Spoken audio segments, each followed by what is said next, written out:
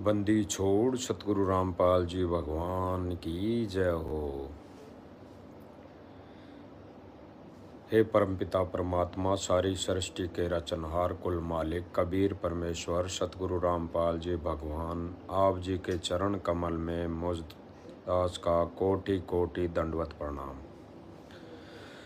Live देख रहे सभी भाई बहनों को कोटि कोटि सत साहिब।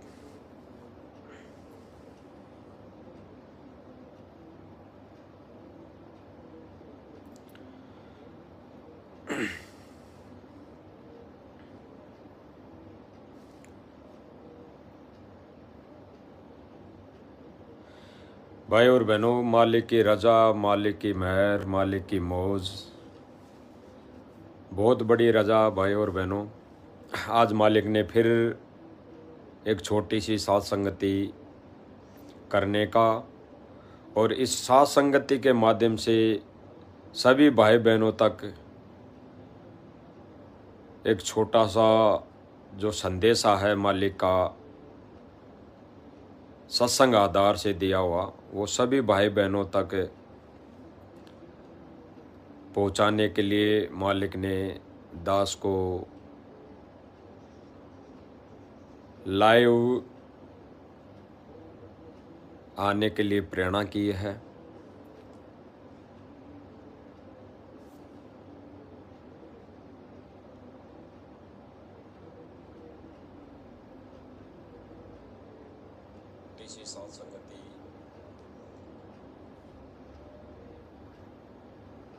भाई और बहनों, मालिक की रजा है, मालिक की दया है जो हम आज मालिक की ही दया से हम लाइव ये छोटी सी साथ संगति करने जा रहे हैं। इस बीच हम कुछ भक्ति मर्यादाओं को लेकर भी हम बात करेंगे, क्योंकि भाई और बहनों, हम जब तक भक्ति मर्यादाओं के विषय में हम जानेंगे नहीं, गुरु के सत्संग को आधार बनाएंगे नहीं, तो हम मर्यादाओं में खरे नहीं उतर पाएंगे, यानी मर्यादाओं से दूर हो जाएंगे, विचलित हो जाएंगे। तो भाई और बहनों, गुरुदेव भगवान ने बताया सत्संग में कि भक्ति मार्ग में मोक्ष यानी अपना आत्म कल्याण करवाने के लिए सबसे महत्वपूर्ण जरूरी जो विषय होता है वो मर्यादा का होता है। मर्यादा नहीं और भक्ति करते रहे तो इस जन्म मोक्ष नहीं। मर्यादा में रह लिए और भक्ति नहीं की तो भी इस जन्म मोक्ष नहीं। सर्वप्रथम भाई और बहनों, परमात्मा ने कहा कि भक्ति चाहे कम कर लेना, लेकिन मर्यादा सबसे जरूरी है, मर्यादा में रहना। तो भाई और बहनों, वैसे तो मालिक धीरे धीरे थोड़े थोड़े टाइम पर, थोड़े थोड़े समय में, एक दो दिन का अंतराल लेके मालिक लाइव लाते रहते हैं, क्योंकि रोज़ तो टाइम नहीं मिल पाता है। तो भाई और बहनों, गुरुदेव ने जो सत्संग के माध्यम से हमें आदेशित किया है, निर्देशित किया है, उस पर हम बात करेंगे, क्योंकि ये भक्ति ज्ञान आधार की है, गुरु के वचन की आधार की भक्ति है। तो हम इसी पहलू पर बात करके हम चलेंगे तो सारी समस्याओं का निपटारा होगा, सारी समस्याओं का समाधान हो सकता है।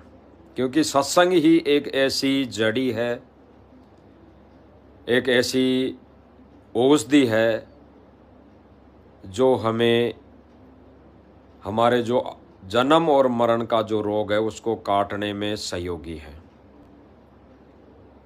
सत्संग इतना महत्वपूर्ण है भाई और बहनों।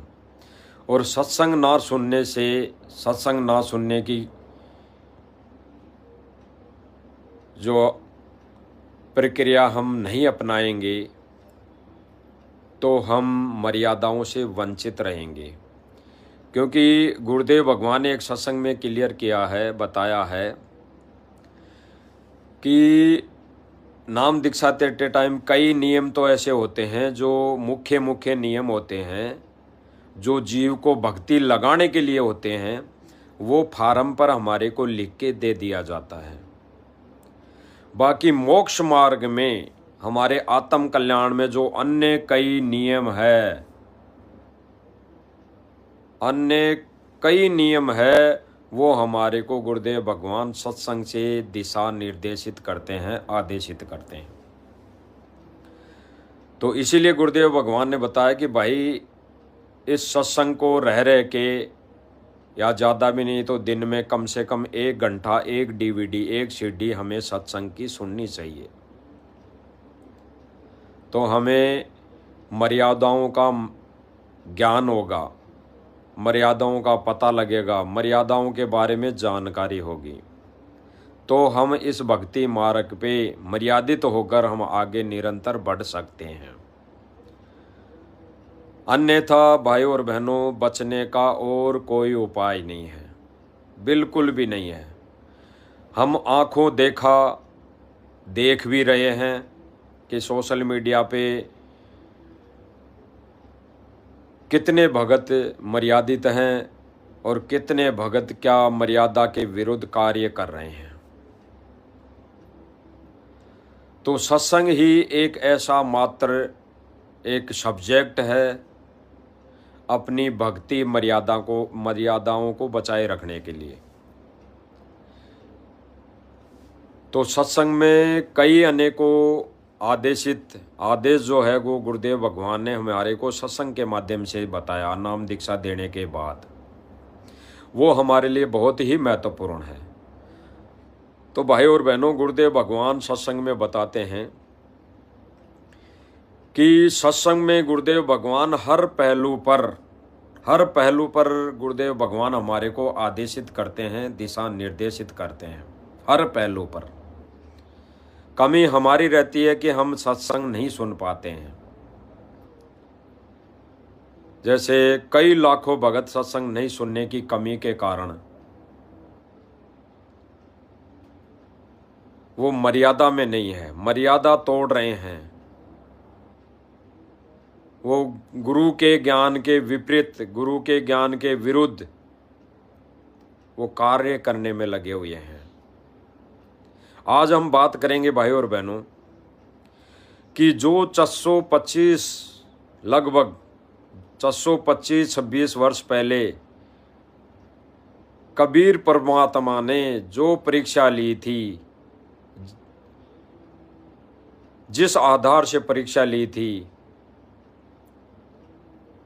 वही सेम टू सेम परीक्षा वर्तमान में हो रही है भाई और बहनों, वर्तमान में हो रही है। इसको हमने समझना पड़ेगा और समझने के लिए हमारे को गुरुदेव भगवान ने तत्व ज्ञान दिया है। तत्व ज्ञान गुरुदेव भगवान कहते हैं कि तत्व भेद एक न्यारा भाई, तत्व भेद एक न्यारा, समझेगा कोई गुरुमुख प्यारा। यानी गुरुदेव भगवान ने इस वाणी में ये क्लियर कर दिया कि समझेगा कोई गुरुमुख प्यारा। कोई यानी कुछ एक आत्माएं होंगी जो गुरुदेव भगवान के इस तत्व भेद को, इस तत्व ज्ञान को समझ पाएंगी। अन्यथा भाई और बहनों, 425 वर्ष पहले कबीर जी ने कहा कि ज्ञान यही सुनाया करते थे। कबीर जी एक एक दिन में 100 जगह प्रकट होके ज्ञान यही सुनाया करते थे, जो आज संत रामपाल जी के रूप में वो परमात्मा ये ज्ञान सुना रहा है। सेम टू सेम यही ज्ञान सुनाया करते थे। और उस समय उन आत्माओं के इस तत्व ज्ञान की छींट भी नहीं लगी। इस तत्व ज्ञान को 1% भी समझ नहीं पाए, 1% भी, और सब के सब फेल हो गए। तो वर्तमान समय में तो परमात्मा ने सारी चीजें क्लियर करनी है, कर दी है भाई और बहनों। वर्तमान में तो तत्व भेद 100% गुरुदेव भगवान ने हमें दिया है, ये तत्व ज्ञान दिया है, और इसको समझने के लिए गुरुदेव भगवान के सत्संग बहुत जरूरी है। और फिर उस सत्संग पे विचार विमर्श, उस सत्संग में बोले गए एक एक वचन को, एक एक वचन पर ब्लाइंड फेथ करना, एक एक वचन को अपने अंदर उतारना,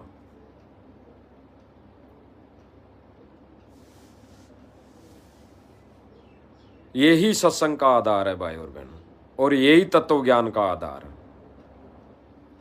तो गुरुदेव भगवान ने एक सत्संग में बताया कि हर एक सत्संग में गुरुदेव भगवान हर पहलू पर हमें समझा देते हैं, हर पहलू पर हमें हर बात वो क्लियर कर देते हैं। तो गुरुदेव भगवान ने आगे अलग से कोई चीज कहने की आवश्यकता नहीं पड़ती। खास उस समय जब वो परमात्मा, वो टीचर, वो आध्यात्मिक टीचर गुरु अपने भगत शिष्य की जब परीक्षा लेता है, तब उसे और बात बताने की आवश्यकता नहीं पड़ती। इसीलिए गुरुदेव भगवान सत्संग में हर पहलू को, हर बात को गहराई से, एक एक बात को खोल खोल के अपने भगत, अपने शिष्य को वो समझा देते हैं। बाकी और कुछ नहीं रह जाता भाई और बहनों। तो हम गुरुदेव भगवान के मुख कमल से सत्संग सुनेंगे, तो ये सुन के हम आगे चलकर निर्णय हो पाएगा इन चीज़ों का कि जो 425 वर्ष पहले जो घटना घटित हुई थी, उस समय का प्रारूप और आज का प्रारूप थोड़ा भिन्न हो सकता है, लेकिन परीक्षा का जो प्रारूप है वो सेम है भाई और बहनों, सेम है। इसको हम गुरुदेव भगवान के सत्संग से ही समझ सकते हैं। तो पहले तो हम वो सत्संग सुनेंगे भाई और बहनों, जिसमें गुरुदेव भगवान बताते हैं कि भाई सत्संग में हर पहलू पर गुरुदेव भगवान हमारे को आदेशित कर देते हैं।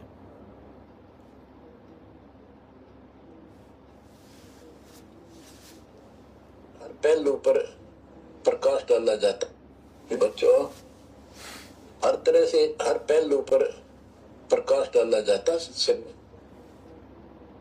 जिस संसार संपत्ति को आप अपना मानने बैठे हो, कति आंधी हो रहे हो, कति अंधे, उसकी बात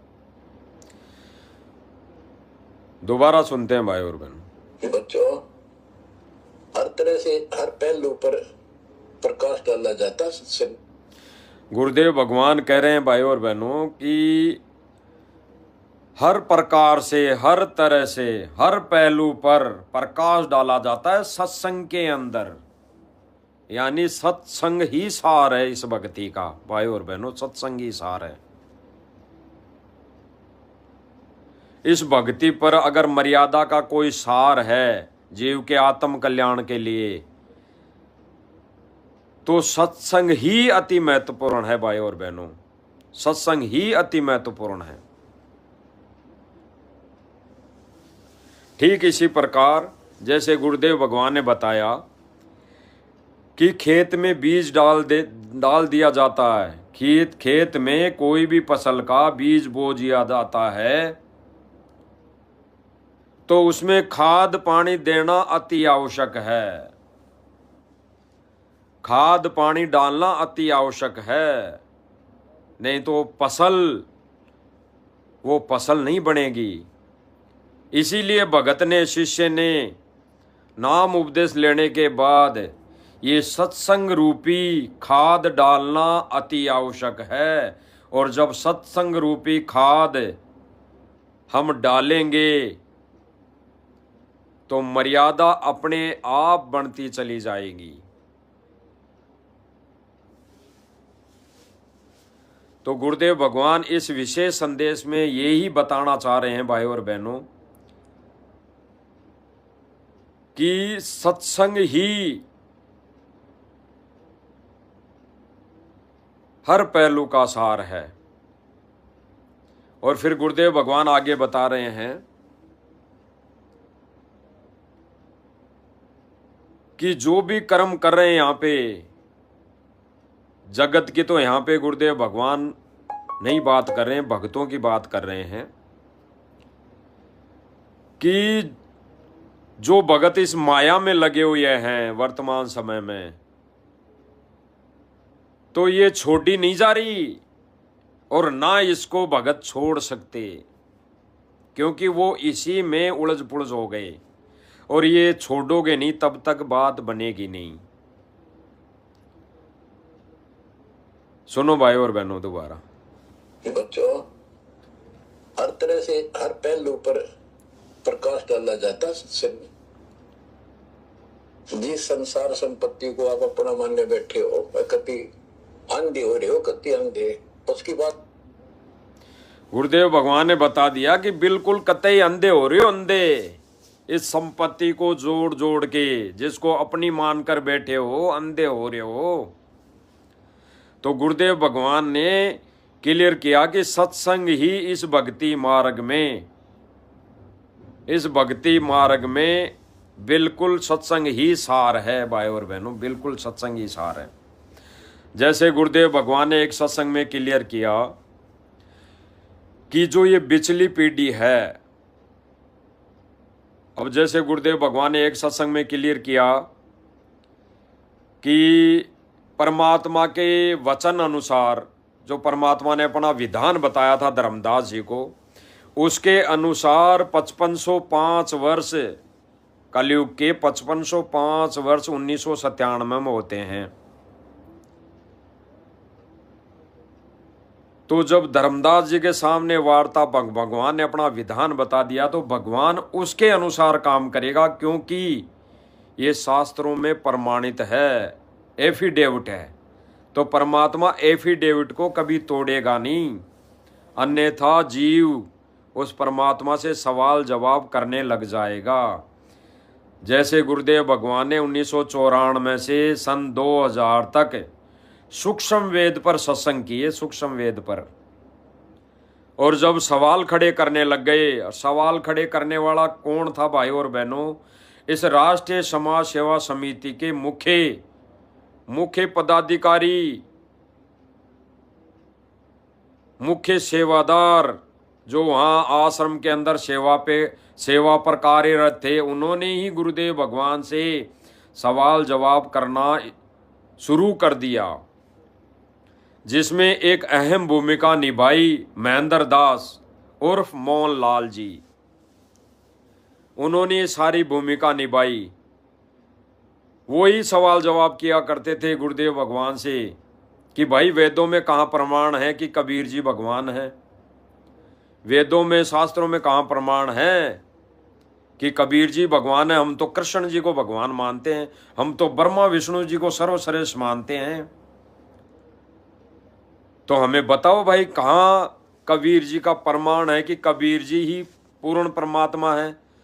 तब गुरुदेव भगवान ने क्लियर किया एक सत्संग में कि तब ये शास्त्र और वेद की जरूरत पड़ी गुरुदेव भगवान को। तो फिर उन्होंने सन 2000 से ये शास्त्र वेद खोल खोल के दिखाए संगत को कि आज तो एक दो ने यह शंका जाहिर किए, एक दो ने ये सवाल खड़े कर दिए, ये कल को संगत में भी अपना ड्रामा रचेंगे, ये संगत को भी भ्रमित करेंगे। तो गुरुदेव भगवान ने अपने सत्संगों के माध्यम से शास्त्रों का, वेद का, पुराण का, उपनिषदों का या अन्य कोई और जहाँ जहाँ प्रमाण थे परमात्मा के विषय में, परमात्मा के लिए, वो खोल खोल के सबको दिखा दिया लाइव। उसके बाद भी इन्होंने कबीर इज गॉड यानी कबीर को भगवान नहीं माना, कबीर को भगवान नहीं माना।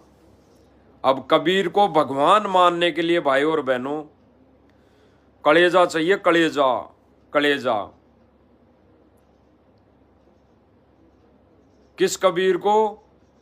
वर्तमान समय में वही कबीर परमात्मा, पूर्ण परमात्मा, सत्य पुरुष अपने तेज पुंज शरीर को, तेजोमय शरीर को, हल्का नूरी शरीर, एक पांच तत्व का चोला धारण करके वर्तमान समय में प्रकट है। उसको पहचानने के लिए कलेजा चाहिए, कलेजा, बहुत बड़ा कलेजा चाहिए, बहुत बड़ा।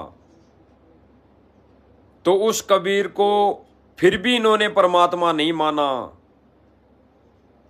परमात्मा किसको मान लिया? जो 425 वर्ष पहले आया था। गुरुदेव भगवान ने जितने भी शास्त्र दिखाए तो उन्होंने उसको परमात्मा जरूर मान लिया, जो दाढ़ी मूछ लेकर 425-27 वर्ष पहले वो आया था।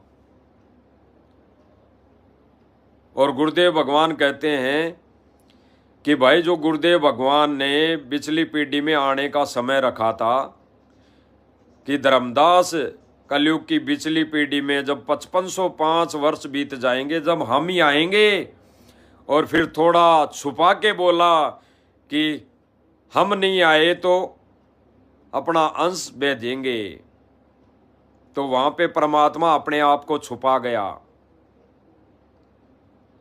और जो 425 वर्ष पहले जो रूप लेकर आया था परमात्मा, वो भी परमात्मा का ओरिजिनल रूप नहीं था, क्योंकि परमात्मा अपना ओरिजिनल रूप उसी समय लेकर आता है जब जीवों का मोक्ष करना होता है, जब वो जीव उद्धार के लिए यहां प्रकट होता है। जब वो परमात्मा अपने बच्चों को यहाँ से, इस मर्तलोक से सतलोक ले जाने के लिए आता है, तब ही वो अपना वही ओरिजिनल रूप लेके आता है, जो ओरिजिनल रूप सतलोक में रहता है, सतलोक में जिस रूप में बैठा है। बाकी अन्य युगों में वो परमात्मा जो 4 स्थिति में लीला करता है, एक चारों युगों में वो अन्य रूपों में करता है भाई और बहनों, अन्य रूपों में करता है।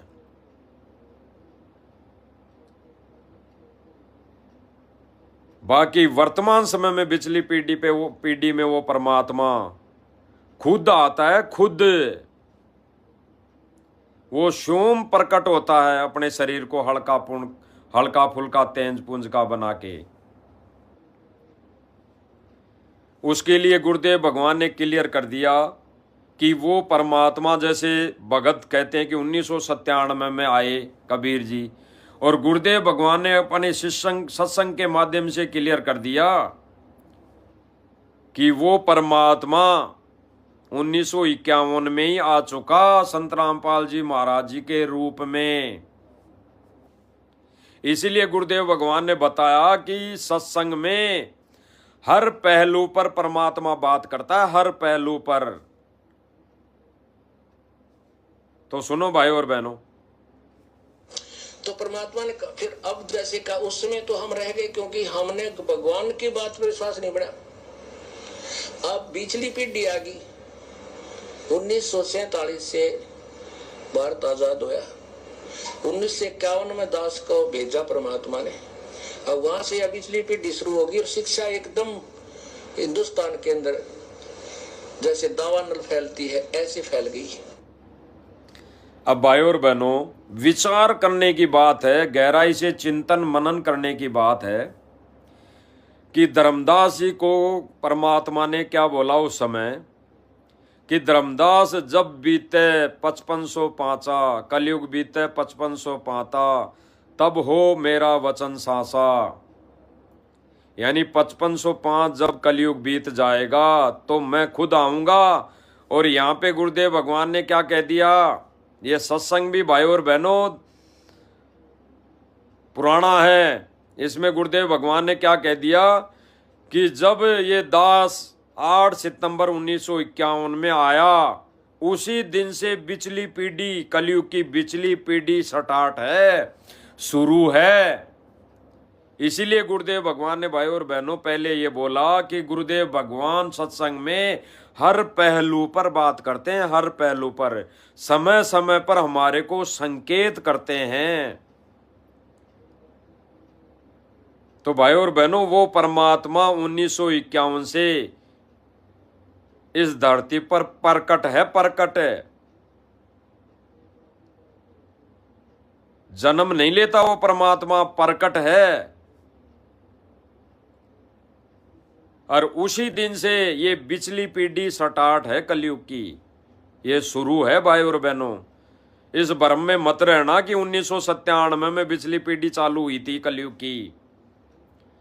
वो तो परमेश्वर ने अपना विधान एफिडेविट बनाने के लिए एक वचन दे दिए थे धर्मदास जी के सामने। लेकिन परमात्मा इस धरती पर 8 सितंबर 1951 को ही प्रकट हो चुका था, जिसके विषय में जय गुरुदेव जी ने भी एक भविष्यवाणी की थी। भविष्यवाणी की थी, जितनी उसकी बुद्धि, जितना उसका परमात्मा ने रिमोट ऑन किया, उतनी जय गुरुदेव जी ने भविष्यवाणी अपनी साप्ताहिक पत्रिका में लिख दी थी 1971 में। और कह दिया था कि वो महापुरुष आज वर्तमान में 1971 की भविष्यवाणी, आज वर्तमान में वो 20 वर्ष का हो चुका है। तो भाई और बहनों, इस वहम में मत रहना कि कबीर परमात्मा 1997 में आए, संत रामपाल जी को तो सशरीर सतलोक भेज दिया, और फिर परमात्मा संत रामपाल जी के वेश में, रूप में लीला कर रहे हैं। तो इस वहम को, इस छोटी बुद्धि को दिमाग से निकाल देना।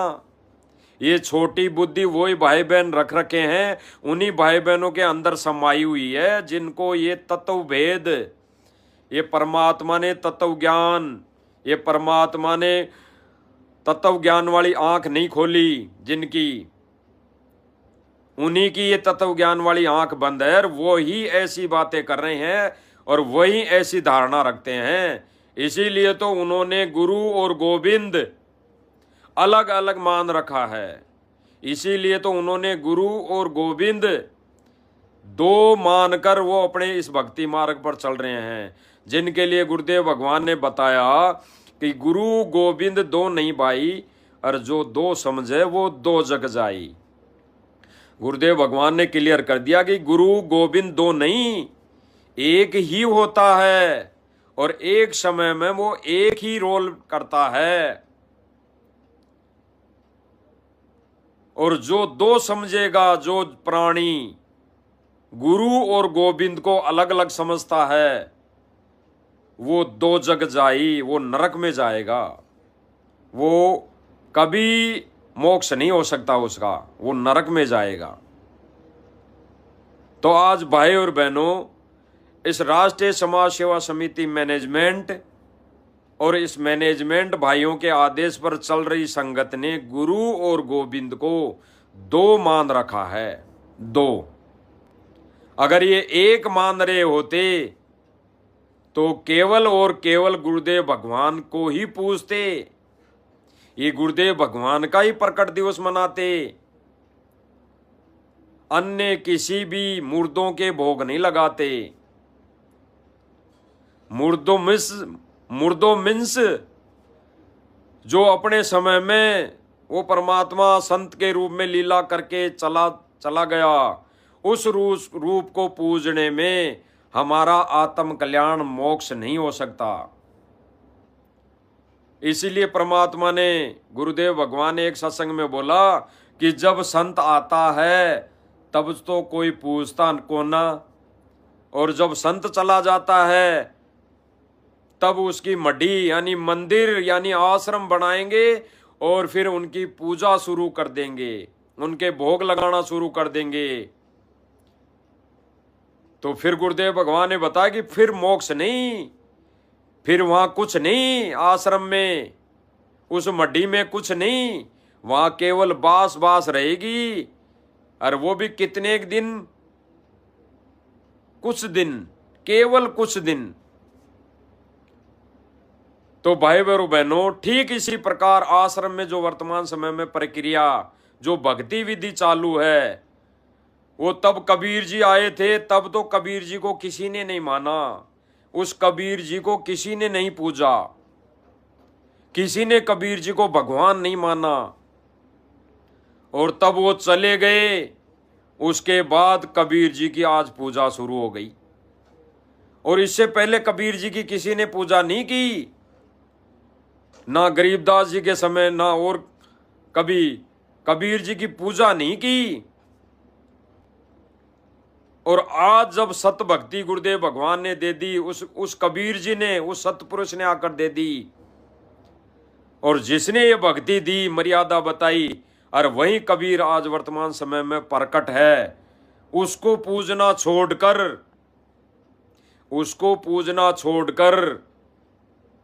कभी कबीर प्रकट दिवस जून के महीने में, कभी गरीबदास जी का प्रकट दिवस, कभी बौद्ध दिवस, कभी क्या। तो गुरुदेव भगवान की पूजा वर्तमान समय में जो जीवात्मा, जो मानव प्राणी करेगा, उसी का मोक्ष संभव है, उसी का मोक्ष हो सकता है। पतिव्रता औरत केवल एक ही पति की पूजा करती है, उसका एक ही पति आधार होता है, 10 पति नहीं होते। और आत्मा का पति गुरु, जिसके बारे में गुरुदेव भगवान ने बता दिया एक सत्संग में, कि अपने ही गुरु को इष्ट रूप में पूजना, अपने ही गुरु को इष्ट रूप में पूजना, यही भक्ति की प्रथम सीढ़ी है। तो भाई और बहनों, गुरुदेव भगवान ने क्लियर कर दिया, और गुरुदेव भगवान ने एक सत्संग में क्लियर किया है। जैसे कई भाई बहन कहते हैं सत्संग सुनते हैं लेकिन ध्यान नहीं देते, उनके बारे में गुरुदेव भगवान ने एक सत्संग में क्लियर किया है कि वो परमात्मा सत्संग में हर पहलू पर, हर विषय पर केवल संकेत करेगा। कौन से पहलू पर? कबीर जी के पहलू पर, उस तत्वदर्शी संत के पहलू पर, उस पूर्ण परमात्मा के विषय पर केवल संकेत करेगा। संकेत। अपने आप को कभी ये नहीं कहेगा कि मैं भगवान हूं, वो संकेत करेगा, संकेत। या फिर कोई उदाहरण देके, जैसे गुरुदेव भगवान ने बताया कि एक गणित में सवाल आता है कि मूल धन ज्ञात करना होता है, और मूल धन होता है करोड़ों में, लेकिन उस मूल धन को आंकने के लिए, परखने के लिए, उस मूल धन की जानकारी के लिए मानना पड़ता है मूल धन 100 रुपए, जबकि वो मूल धन तो करोड़ों में, अरबों खरबों में रहता है। लेकिन गुरुदेव भगवान ने बताया कि उसको मानना पड़ेगा कि मूल धन 100 रुपए। इसी विधि को आधार बनाकर गुरुदेव भगवान ने बताया कि इस विधि को, इस पर्सन को, उस कबीर को परमात्मा मानने के लिए मान लो मूल धन, मान लो गुरुजी भगवान, मान लो सतगुरु रामपाल जी भगवान, तब जाके वो समस्या हल होगी कि मान लो सतगुरु रामपाल जी ही कबीर, यही भगवान। तब जाके हमारे ये जो सोल, ये समस्या है भाई और बहनों, ये आत्म और कल्याण की, अपने आत्म कल्याण की जो समस्या है, ये तब जाके इसका निवारण हो पाएगा कि हम गुरु, होता गुरु भगवान ही है, लेकिन गुरु को हमने हृदय से 100% हृदय से भगवान मानना पड़ेगा। तो सुनते हैं भाई और बहनों, गुरुदेव भगवान का वो सत्संग छोटा सा है, 5-10 सेकंड का ही ले रखा है सुनने के लिए, क्योंकि गुरुदेव भगवान ने बताया कि सत्संग में हर पहलू पर गुरुदेव भगवान केवल संकेत करेंगे। मैं हर पहलू पर इशारा संकेत करूंगा, समझदार को संकेत ही बहुत होता है।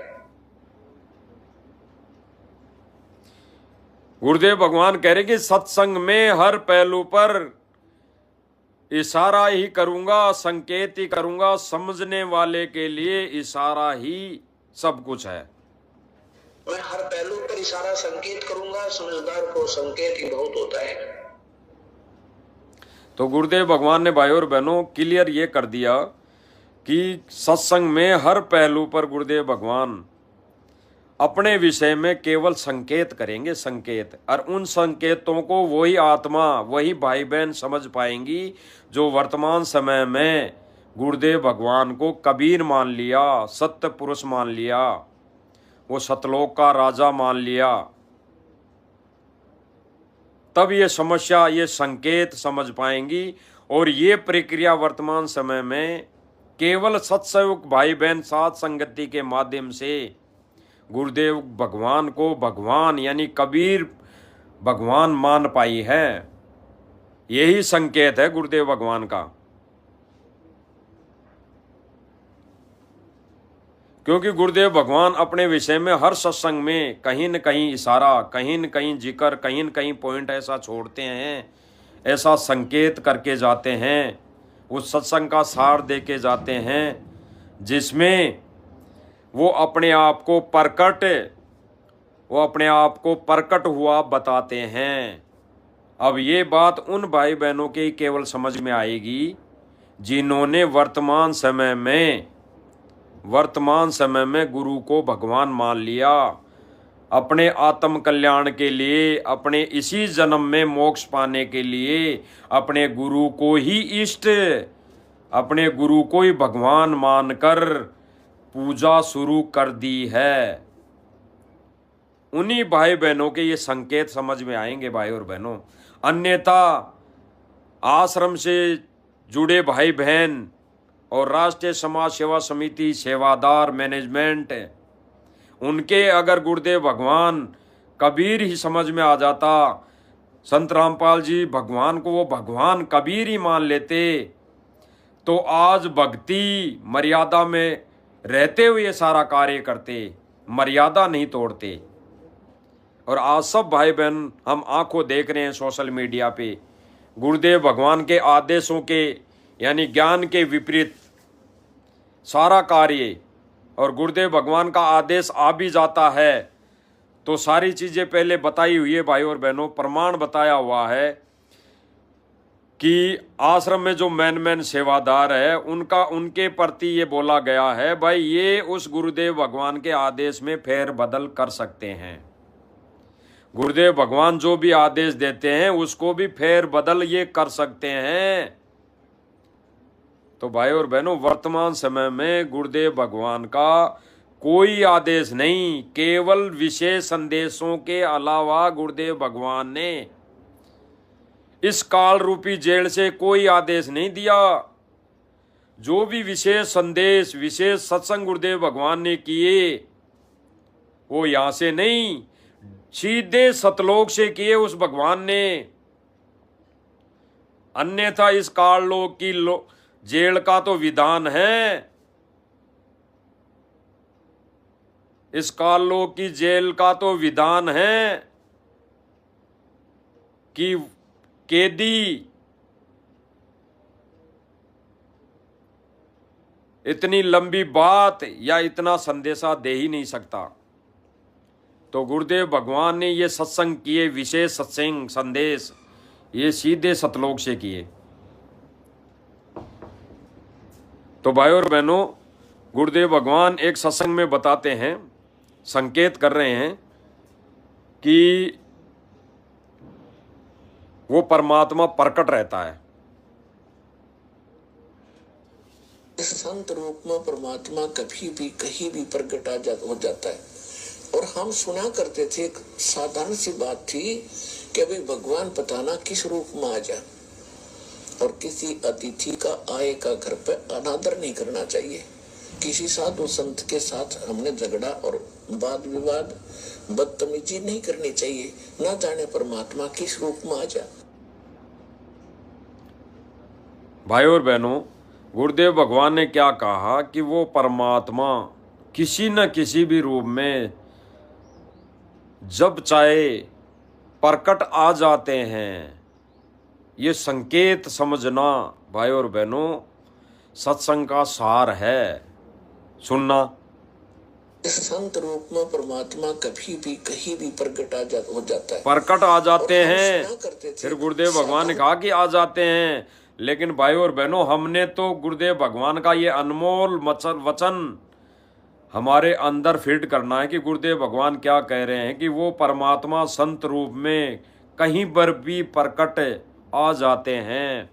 तो गुरुदेव भगवान ने अभी पहले सत्संग में क्लियर कर दिया कि वो परमात्मा, वो भगवान 1951 में 8 सितंबर 1951 में ही प्रकट हो चुका है, आ चुका है। तो ये भाई और बहनों ये संकेत वही आत्माएं, वही भाई बहन समझ पाती हैं जिन्होंने गुरुदेव भगवान को कबीर भगवान मान लिया। भक्ति की प्रथम सीढ़ी यही है कि उस भगवान को, संत रूप में आए हुए उस भगवान को भगवान मानना, यही भक्ति की पहली सीढ़ी है, प्रथम सीढ़ी है। उसके बाद परमात्मा ज्ञान योग खोलता जाता है, खोल देता है।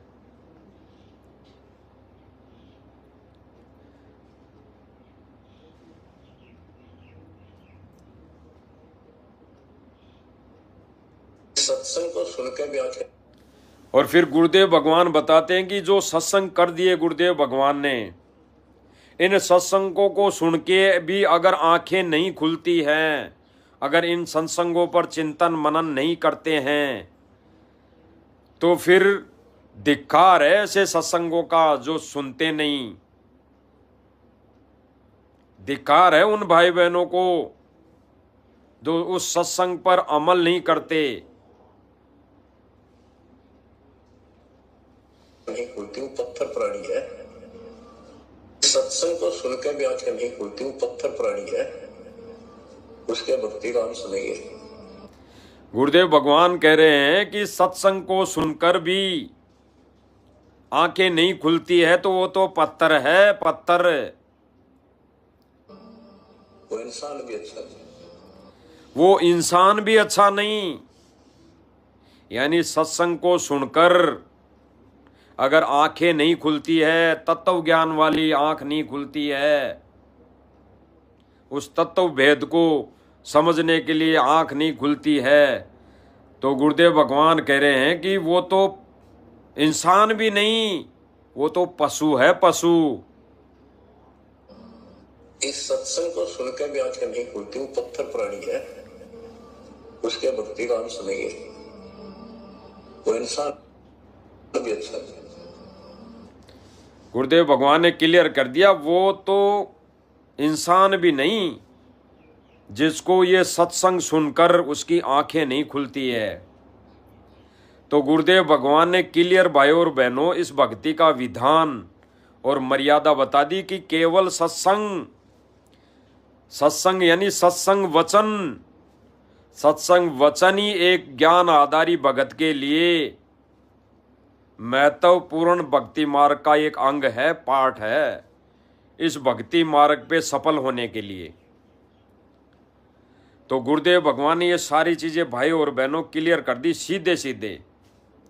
और आज जो सत्संग नहीं समझ पा रहे भाई और बहनों, उनके लिए गुरुदेव भगवान ने कह दिया कि वो तो पत्थर है, पत्थर, वो तो इंसान के लायक भी नहीं। तो भाई और बहनों, अगर राष्ट्रीय समाज सेवा समिति मैनेजमेंट आश्रम से जुड़ी संगत अगर सत्संग को समझ लेती तो आज अपनी मर्यादाएं जो गुरुदेव भगवान बताते हैं उनको तोड़ने के लिए, तोड़ने पर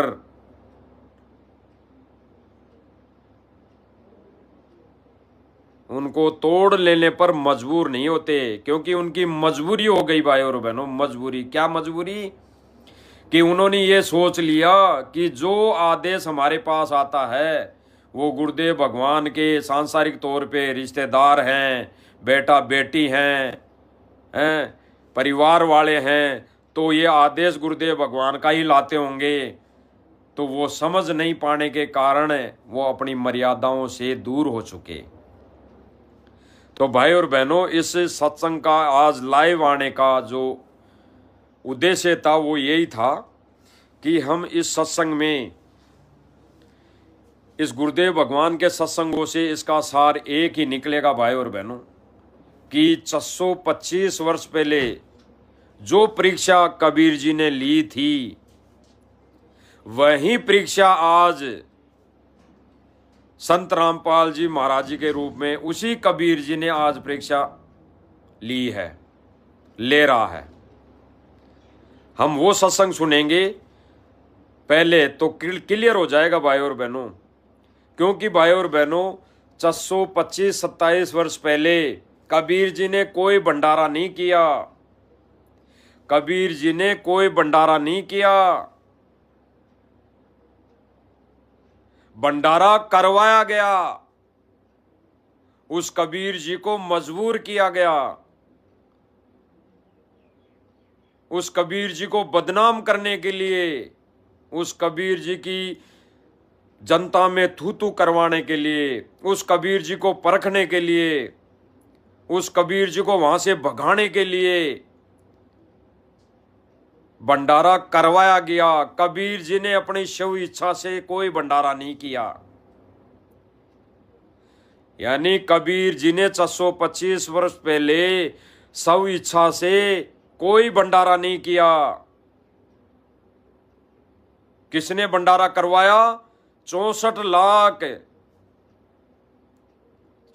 लाख जो शिष्य थे, उन्हीं में से ही जो कोई ज्ञानहीनता के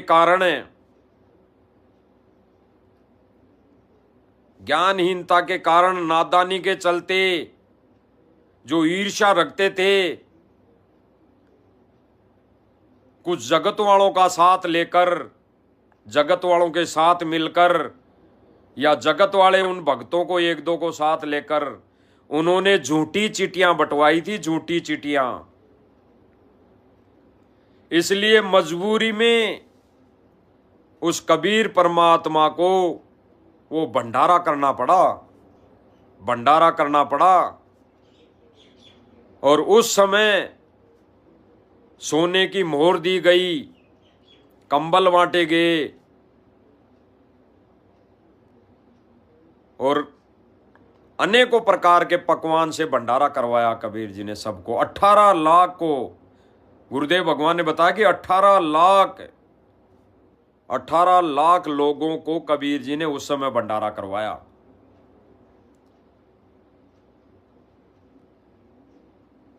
कुछ एक ऐसे व्यक्तियों की नादानी के चलते, मनमुखी क्रिया को चलते कबीर जी को मजबूरन भंडारा करवाना पड़ा, मजबूरी में। अन्यथा कबीर जी ने कोई भंडारा नहीं करवाया, क्योंकि कबीर भगवान का तो विधान है, अटल नियम है। वो परमात्मा केवल यहां पर भक्ति करवाने आता है, मोक्ष देने के लिए आता है, सतलोक ले जाने के लिए आता है। तो वो परमात्मा ऐसा कार्य नहीं करता। वो केवल भगत को सतमंत्र देके, मर्यादा बता के उस भगत के ही कार्य सारता है, कार्य सफल करता है, वो भी भक्ति के फलस्वरूप। तो भाई और बहनों, हम सुनते हैं वो सत्संग गुरुदेव भगवान का, फिर हम क्लियर करेंगे कि वर्तमान समय में क्या हो रहा है। सबने मिलकर चिट्ठी डाल दी सब जगह, साधु संत फकीरों के के पास, क्योंकि ये साधु संत आपको पता किसे हैं, एक का 20-20 चेले, 100 चेले रखता था। और लिख दिया कि काशी में कबीर पुत्र नीरू जुलाहा और भंडारा करेगा, और जितने भी भोजन खाने आएंगे सबको असरपी देगा, एक और एक दोहर देगा। ये असरपी और दोहर भी गुरुदेव भगवान जो बता रहे हैं कि उस समय कबीर जी ने सबको दोहर दी, असरपी दी। और दोहर का मतलब ये कंबल और असरपी सोने का कुछ आइटम वो दिया। तो यहाँ पे गुरुदेव भगवान इस सत्संग से संकेत हमारे को समझना है भाई और बहनों। इसमें क्या किया जा रहा है कि जिस चिट्ठी डाली गई कुछ एक नादान लोगों की तरफ से, उस चिट्ठी में लिखा हुआ था कि वो कबीर भंडारा करेगा और एक दोहर भी देगा, एक मोहर भी देगा, असरपी भी देगा और भंडारा करेगा, पकवान बनाएगा। तो यहाँ पे भाई और बहनों कबीर जी ने ना कोई दोहर दी ना कोई मोहर दी अपनी स्वेच्छा से, क्योंकि भगवान का तो हर समय विधान रहता है। वो तो भगवान को ये सब करने के लिए कोई कारण बनता है तब वो परमात्मा करता है, उसको तो मजबूर किया जाता है।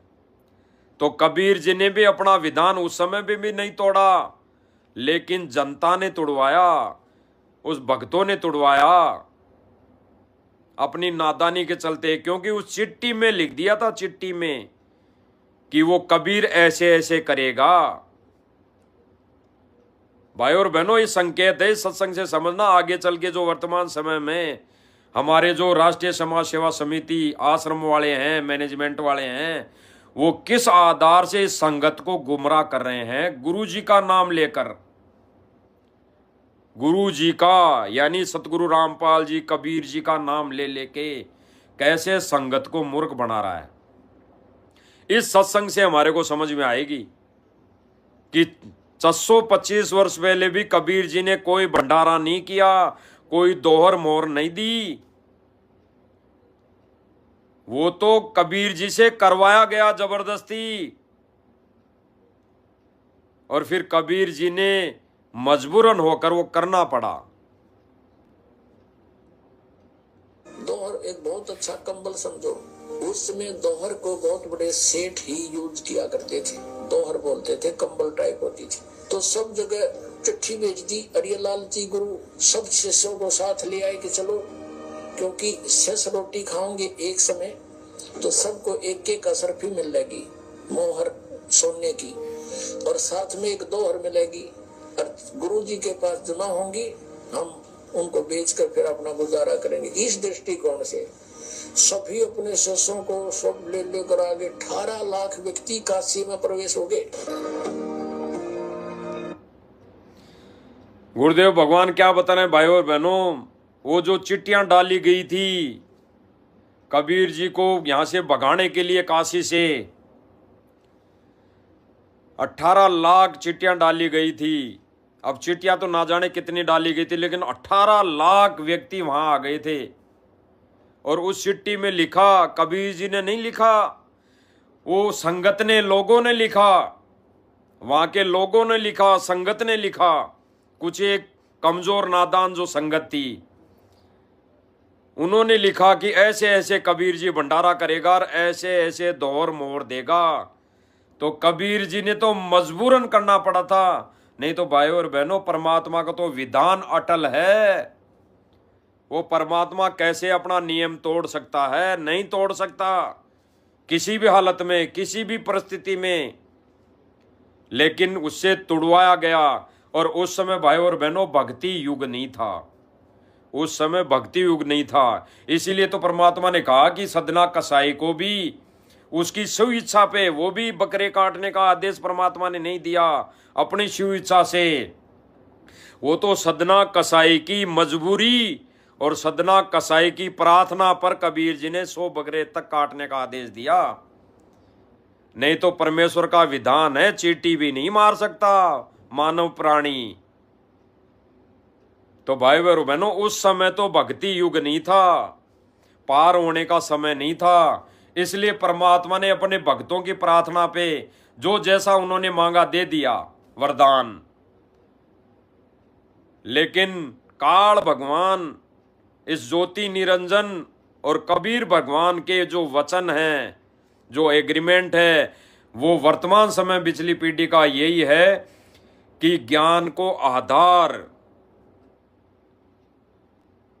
ज्योति निरंजन 21 ब्रह्मांड के स्वामी ने कबीर परमेश्वर से कहा कि जाओ भगवान, जीवों को बेशक पार कर लेना, लेकिन अपने ज्ञान को आधार बनाना, और जो अपना ज्ञान समझे वो आपका, अन्यथा आप किसी भी प्राणी के साथ बाय फोर्स यानी जबरदस्ती नहीं करोगे। तो आज वर्तमान समय में भी वो परमात्मा किसी भी प्राणी के साथ कोई जबरदस्ती नहीं करेगा। तो भाई और बहनों, वर्तमान समय में भी जब 425 वर्ष पहले कबीर जी को मजबूर किया, ठीक इसी प्रकार भाई और बहनों ये संकेत है भगवान का। आज उसी कबीर जी को, संत रामपाल जी भगवान को मजबूर किया जा रहा है, उसका आदेश बताया जा रहा है, और गुरुदेव भगवान का आदेश ले लेकर गुरुदेव भगवान को मोहरा बना के उसके आदेशों की आड़ में ये सारे आदेश पारित किए जा रहे हैं। जैसे झूठी चिट्ठी उस समय कुछ एक नादान संगत ने बांटी थी, ठीक इसी प्रकार आज वर्तमान समय में झूठी चिट्ठी बांटी जा रही है। झूठी चिट्ठी कैसे कि गुरुदेव भाई प्रार्थना लेके आओ, प्रार्थना यहां लाओगे तो आपकी प्रार्थना पूरी की जाएगी, ये हमारे गुरुदेव भगवान ने आदेश दे रखा है। जबकि गुरुदेव भगवान का कोई आदेश नहीं। जैसे 425 वर्ष पहले कबीर जी का कोई आदेश नहीं था भंडारा करने का, दोहर मोहर देने का, लेकिन फिर भी उस भगवान को, कबीर जी को वहां से भगाने के लिए, बदनाम करने के लिए ऐसा किया गया। और आज भी उस परमात्मा के भक्ति युग में नियम और मर्यादा को तोड़ने के लिए ऐसा संगत की तरफ से किया जा रहा है, इस आश्रम की तरफ से किया जा रहा है, राष्ट्रीय समाज सेवा समिति मैनेजमेंट की तरफ से किया जा रहा है कि आ जाओ सारी प्रार्थना ले लेके हमारे गुरुजी पूरी करेंगे, हमारे गुरुजी पूरी करेंगे। तो उस गुरुजी को तो मजबूर किया जा रहा है, मजबूर किया जा रहा है, और संगत का पैसा आ ही रखा है, तो संगत का जो दान आ रखा है उसमें भी गुरुजी का कोई आदेश नहीं लिया जा रहा, मन मर्जी किया जा रहा है। भाई और बहनों, कई वीडियो तो आप भाई बहन देखते होंगे सोशल मीडिया पे, जो गांव वाले कहते हैं हम तो प्रार्थना लेके गए जी, और ले जाते हैं हमारी तुरंत प्रार्थना स्वीकार हो गई, हमारे को कह दिया गया आपका सामान पूछ जाएगा। तो भाई और बहनों, जाते कहां गुरुदेव भगवान के पास प्रार्थना लग रही है, जाते कह दिया जाता है कि आपका काम हो जाएगा। तो गुरुदेव भगवान के आदेशों की आड़ में ये सारा सब खेल खेला जा रहा है। भाई और बहनों, खेल खेला जा रहा है मर्यादा के विरुद्ध, और मर्यादा के विरुद्ध कितना ही कार्य कर लो, उस समय मर्यादा के विरुद्ध सारे कार्य हुए तो उस समय पार होने का समय नहीं था, पार नहीं हो पाए। और गुरुदेव भगवान ने बताया कि जब फिर लास्ट में, अंत में जब हद हो गई, अपने गुरु पे ही, मर्यादाओं पे ही, सत्संग पे ही, ज्ञान पे ही शंका करने लगे। क्योंकि कबीर जी जब ज्ञान देते थे, सूक्ष्म वेद का यही तत्व ज्ञान देते थे, तो उस ज्ञान पर शंका होने लगी। तो कबीर जी ने उस समय एक फचोड़ मारी, हाथी को लेकर, गणिका माई को बिठाकर, रविदास को साथ लेकर, और उस फचोड़ में गुरुदेव भगवान ने बताया कि कबीर जी ने सोचा, ये निर्णय किया कि देखे ये ऐसे ही भगवान भगवान करते हैं या कुछ ज्ञान को भी आधार बनाया है। जैसे आज वर्तमान समय में अब भगवान भगवान करने लग गए, संत रामपाल जी भगवान, संत रामपाल जी भगवान। तो आज वही परमात्मा ये फचोड़ मार रहा है, फचोड़ कि देखो भगवान भगवान ही कर रहे हैं कि ज्ञान को भी आधार बनाया है।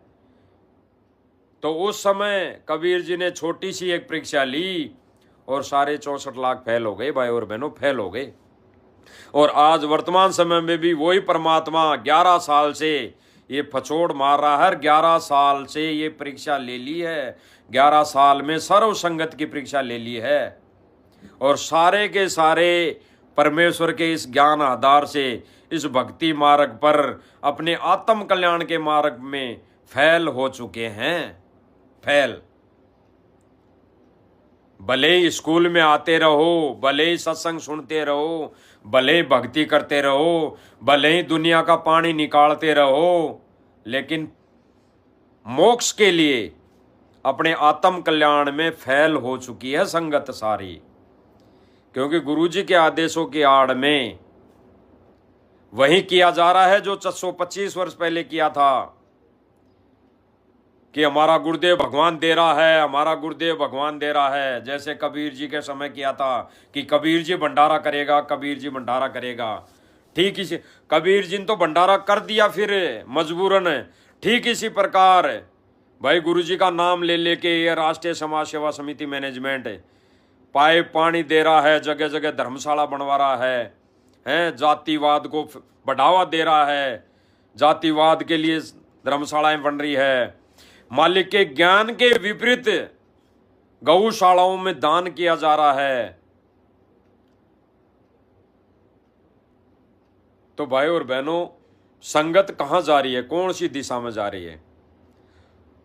इसीलिए बार बार साथ संगतियों के माध्यम से लाइव आकर यही कहा जा रहा है, यही बताया जा रहा है कि इस मिशन को गलत दिशा में ले जाया जा रहा है राष्ट्रीय समाज सेवा समिति मैनेजमेंट के द्वारा। और समझना हमने है, भक्तों ने है भाई और बहनों, क्योंकि आत्म कल्याण हमने करवाना है, केवल उनको तो राजनीति करनी है भाई और बहनों, राजनीति। अब ये छोटे छोटे वीडियो जब सवाल जवाब सोशल मीडिया पे साथ संगति वाले वीडियो जाते हैं कि ये तो राजनीति कर रहे हैं, ये तो राजनीति को बढ़ावा दे रहे हैं, तो ये मैनेजमेंट वाले कहते हैं कि राजनीति नहीं कर रहे, हम तो किसी पद के लिए चुनाव नहीं लड़ेंगे। चलो किसी पद के लिए अगर चुनाव नहीं भी लड़ते हैं, लेकिन राजनेताओं के लिए तो गुरुजी ने बोला कि राजनीति से और भगत का 36 का आंकड़ा है। हमने तो राजनीति में जाना भी नहीं चाहिए, किसी धरना प्रदर्शन में भी नहीं जाना चाहिए, किसी रैली में भी नहीं जाना चाहिए। भगत ने राजनीति से कोसों दूर रहना चाहिए किसी भी प्रकार से। तो मर्यादा तो सारी टूट रही है। तो भाई और बहनों, एआई का ये जमाना है, एआई से कुछ भी बुलवाया जा सकता है, कुछ भी करवाया जा सकता है, लेकिन गुरुदेव भगवान ने सारी चीजें क्लियर कर दी है कि भक्ति मार्ग पे सफल होने के लिए सत्संग ही आधार है, एक सत्संग ही मूल मंत्र है। इस भक्ति पे अपनी मर्यादाओं को बचाने के लिए, इसी जन्म में मोक्ष पाने के लिए सत्संग ही जरूरी है, और खास तौर से गुरुजी की गैर मौजूदगी में तो बिल्कुल 100% जरूरी है, क्योंकि उन्हीं को आधार बनाकर हम इस भक्ति मार्ग पर हम चल सकते हैं, इस काल भगवान के झटकों को सहन कर सकते हैं, संभल सकते हैं, समझ सकते हैं और अपने आप को बचा सकते हैं। तो सत्संग ही आधार बताया भाई और बहनों। तो वर्तमान में ठीक इसी प्रकार भाई और बहनों, गुरुदेव भगवान को हर क्रिया के लिए भक्ति विधान को तोड़वाने की कोशिश की जा रही है गुरुजी के आदेशों के आड़ में। और गुरुदेव भगवान के पास कोई प्रार्थना ही नहीं जाती है, प्रार्थना जाते ही पास हो रही है, प्रार्थना जाती 1 घंटे में पाइप मोटर पूछ रही है, प्रार्थना जाती आधा 1 घंटे में किसी धर्मशाला का निर्माण करने के लिए वो आदेश पारित हो जाता है। तो गुरुदेव भगवान के पास कहाँ प्रार्थना जारी है? गुरुदेव भगवान तो कह देते हैं कि भाई जो इच्छा है, जो मर्जी है कर लो। क्योंकि वर्तमान समय में परीक्षा के समय गुरुदेव भगवान कोई भी आदेश नहीं देते। परीक्षा के समय टीचर अपने शिष्य को, विद्यार्थी को, स्टूडेंट को कोई भी आदेश, दिशा निर्देश नहीं देते। तो उस विद्यार्थी के लिए महत्वपूर्ण हो जाती है सिलेबस, केवल वो पुस्तक जो गुरुदेव भगवान ने, उसके टीचर ने पढ़ाई थी। तो हमारे वर्तमान समय में हमारे लिए महत्वपूर्ण है सत्संग, जो गुरुदेव भगवान ने कर दिए। तो भाई और बहनों, ये प्रोसीजर केवल और केवल सत्सेवक भाई बहन साध संगतियों के माध्यम से, केवल साध संगतियों में ये प्रोसीजर चल रहा है, अपना रहे हैं। अन्यथा आश्रम वाले भाई बहन तो एक भी मर्यादा में नहीं है, क्योंकि एक विशेष संदेश में गुरुदेव भगवान ने कह भी दिया था कि सारे पंचर ला लो, सारे पंचर, यानी सभी पंचर ला लो, यानी नाम शुद्ध करवा लो। सभी के नाम खंड पड़े हैं, सबका कनेक्शन कटा पड़ा है। तो भाई और बहनों, इन आश्रम वालों का तो, और जो आश्रम में संगत जाती है, उनका तो कनेक्शन कटा पड़ा है। केवल और केवल अगर कनेक्शन जुड़ा हुआ है तो सत्सेवक भाई बहनों का जुड़ा हुआ है भाई और बहनों। और साध संगति में इसी विषय पर चर्चा होती है, इसी को साध संगत कहते हैं। गुरुदेव भगवान ने बताया कि उस गुरुदेव भगवान की महिमा होती है, मर्यादित बातें होती है ना, तो उसी को साध संगत कहते हैं। तो भाई और बहनों, खास तौर से सत्सेवक भाई बहनों ने इस पर गहराई से चिंतन मनन करना है कि आगे कुछ भी जोल आ सकता है, क्योंकि भगवान ने परीक्षा ले ली 11 साल में संगत की, और अब जोल अगर जाड़ा लेंगे वो तो सत्सेवक भाई बहनों का लेंगे कि कितना ज्ञान को आधार बनाया। किसी को भी निमित्त बना देंगे, लेकिन भाई और बहनों, ज्ञान को आधार बना के चलेंगे तो हम सफल हो पाएंगे। इसीलिए गुरुदेव भगवान ये सारी चीजें क्लियर कही है कि इस भक्ति मार्ग का अगर कोई मूल मंत्र है, कोई सार है, तो सत्संग है, सत्संग। और सत्संग एक तो गुरुदेव भगवान ने जो कर दिए सूक्ष्म वेद पर, वो है सत्संग। और एक सत्संग गुरुदेव ने बताया कि सत्य का संग, सत्य का संग, सच्चाई का संग, सत्य बताना, सत्य पर बोलना, सत्य पर चलना, इसी को भी सत्संग कहते हैं और इसी को साध संगति कहते हैं भाई और बहनों। तो भाई और बहनों, मालिक की दया से ये छोटी सी लाइव के माध्यम से साध संगति थी, और इसी बीच मालिक ने जो निर्णय करवाया कि 425 वर्ष पहले जो कबीर जी के साथ में जो घटना घटित करवाई गई थी जानबूझ के, वहीं आज वर्तमान समय में गुरुदेव भगवान के साथ में जानबूझ के घटना घटित करवाई जा रही है। और भाई और बहनों, ये उदाहरण बनेंगे आने वाले समय में, ये उदाहरण बनेंगे कि कैसे भगत, कौन कौन भगत ज्ञान को आधार बना के बच पाया, और कौन कौन भगत केवल देखा देखी अपनी मर्यादाएं तोड़ बैठा।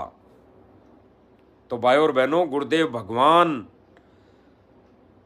8 सितंबर 1951 से इस धरती पर प्रकट है, और उस समय से बिचली पीढ़ी शुरू है। और ये बिचली पीढ़ी जब तक गुरुदेव भगवान यहाँ लीला करेंगे शरीर रूप में रहकर, और जब वो सतलोक चले जाएंगे तब तक ही बिचली पीढ़ी रहेगी। बाद में मौका नहीं है पार होने का, बाद में मोक्ष का मौका नहीं है, मोक्ष का समय नहीं है। बाद में तो केवल कोई भक्ति करेगा और मर्यादा में रहेगा थोड़ी बहुत, तो केवल बैटरियां चार्ज होती रहेगी। तो गुरुदेव भगवान ने भाई और बहनों खुश करना है, हमने तो महिमा गाकर, महिमा बनाकर, गुरुदेव भगवान के शब्द बनाकर हमने तो गुरुदेव भगवान को खुश करना है। गुरुदेव भगवान को भगवान मानकर, गुरुदेव भगवान को आसन पर बिठाकर, गुरुदेव भगवान को भोग लगाकर, गीता जी के शास्त्र वेद के अनुसार, क्योंकि हम शास्त्र वेदों में, गीता जी में भी लिखा हुआ है कि भाई उस पूर्ण परमेश्वर को भोग लगाए बिना जो भी प्राणी अन्न खाता है वो पाप खाता है। तो भाई और बहनों, ये प्रोसीजर साध संगतियों के माध्यम से हम सब सत्सेवक भाई बहन ही कर रहे हैं। इसीलिए भगवान, वो परमात्मा सतगुरु रामपाल जी भगवान जेल में बैठकर कुछ एक सत्सेवक भाई बहनों के लिए वो जेल में अभी भी बैठकर यही सारा निर्णय कर रहे हैं कि कौन कौन भाई बहन 100% मर्यादा में खरा उतर रहा है, खरा चल रहा है। तो भाई और बहनों, हमने भी इस परीक्षा में खरा उतरना है, हमने भी इस परीक्षा में सफल होना है। बाकी तो भाई और बहनों, ये लाइव तो सब भाई बहन आते रहते हैं, मालिक की दया से हम भी आते रहेंगे, कुछ छोटा मोटा संदेशा देते रहेंगे। और प्रमाण तो सत्संग ही है, सत्संगों को आधार बनाकर ही हम इस भक्ति मार्ग पर सफल हो सकते हैं। बाकी तो वर्तमान समय में भाई और बहनों, आश्रम से जुड़ी सारी संगत सब की सब पंचर हो रखी है, यानी मर्यादा तोड़ रखी है, मर्यादाओं से वंचित है, मर्यादाओं से दूर है। और गुरुदेव भगवान वर्तमान समय में जो भी आदेश देंगे वो जो जैसी प्रार्थना जाएगी वैसा ही आदेश आएगा। गुरुदेव भगवान के पास तो आदेश चला जाएगा जैसे जब जब भूल पड़े पुस्तक में लिखा हुआ है कि भाई कोई भगत अगर भगत के घर में दबाव हो तो भाई मीट बना लो और सोच लो मैंने नहीं बनाया है, लिपस्टिक या श्रृंगार कर लो कोई माता बहन और फिर सोच लो कि मैंने नहीं किया। तो भाई और बहनों, ये तो इस तरीके से संगत को गलत दिशा पे ले जा रहे हैं। बाकी विधान है परमेश्वर का अटल, नियम है, मर्यादा तो मर्यादा ही है। ऐसे तो फिर मर्यादा कहाँ रह गई? कबीर जी की भक्ति कोई नहीं करेगा, मर्यादा में कोई नहीं रहेगा, फिर तो अन्य पंथों में और इस पंथ में क्या फर्क रह गया? ये तो अन्य पंथों में भी चल रहा है सारा सिस्टम। तो भाई और बहनों, हमारी तो हाथ जोड़ के मालिक की दया से यही विनती है, प्रार्थना है कि भाई और बहनों, मैनेजमेंट के आदेशों को समझने का प्रयास करें, कोशिश करें और अपने आप को बचाएं। ये तो जो मालिक के ज्ञान आधार से संदेश दिए जा रहे हैं वो केवल भगत भाई होने के नाते और गुरुदेव भगवान की प्रेरणा से ही दिए जा रहे हैं। अन्यथा भाई और बहनों, मर्यादा में रहने से मोक्ष होगा, अन्यथा तो मर्यादा के विपरीत अगर कोई कार्य करेंगे तो इस जन्म में मोक्ष नहीं है। तो भाई और बहनों, आज की जो सत्संगति है इस लाइव के माध्यम से ही तो इतनी, आगे कोई मालिक दया करेंगे, रजा बख्शेंगे तो फिर से आएंगे। लेकिन जो गुरुदेव भगवान ने सत्संगों में संकेत दे दिया उन्हीं को आधार बनाकर भाई बहनों सर्व संगत ने चलना है, तो ही बेड़ा पार हो सकता है इसी जन्म में। तो भाई और बहनों, छोटी सी सत्संगति के माध्यम से मालिक की रजा और सब भाई बहनों को प्रार्थना कि हमने आगामी समय पर कैसा भी झोल आए, कैसी भी विपदा आए, कैसा भी काल तांडव रचे, कैसा भी काल कोई हमारे समक्ष सामने कैसा भी उदाहरण प्रकट करे, पेश करे, तो हमने ज्ञान को आधार बनाकर ही इस पर खरा उतरना है। अन्यथा गुरुदेव भगवान ने जो ये खीर बना के दी है, ये मलाई उतार के दी है, सत्संगों का सार, ये सात संगति मलाई है, मलाई है, तो ये मलाई खाने से वंचित रह जाएंगे। तो हमारी तो मालिक की दया से प्रार्थना है और गुरुदेव भगवान को कोटि कोटि दंडवत प्रणाम है जो मालिक ने इतनी दया रजा बख्शी और लाइव सत्संगति सभी भाई बहनों के साथ होती रहे, होती है और होती रहे। तो यही प्रार्थना करेंगे। बंदी छोड़ सतगुरु रामपाल जी भगवान की जय हो।